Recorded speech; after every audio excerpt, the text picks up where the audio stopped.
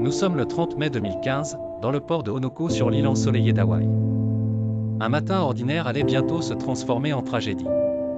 Randy Lan, un pêcheur expérimenté de 47 ans, se tenait sur le pont de son bateau, vigilant, observant les eaux calmes.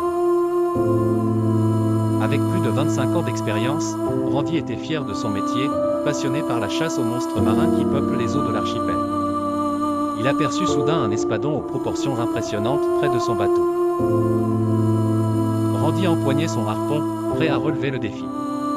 Cette créature majestueuse était l'un de ces monstres marins dont il parlait souvent à ses clients, une rareté à contempler.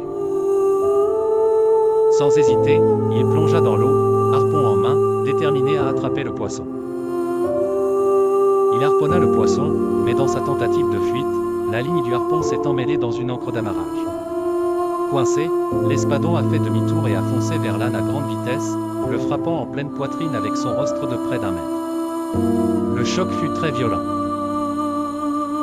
Rapidement extrait de l'eau et entouré par des amis et des sauveteurs, chaque minute comptait tandis qu'ils tentaient de le réanimer. Malheureusement, malgré leurs efforts désespérés, Randy fut déclaré mort peu après. La nouvelle de sa mort dévasta la communauté.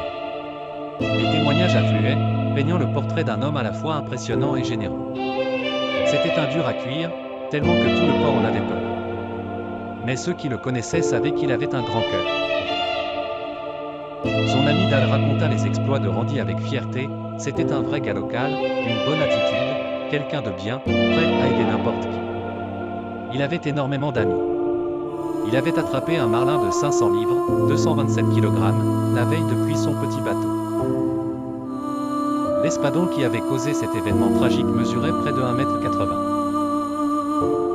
Les grands poissons, tout comme les espadons, restent des créatures de puissance incontrôlable, capables d'actes imprévisibles en réponse à la peur.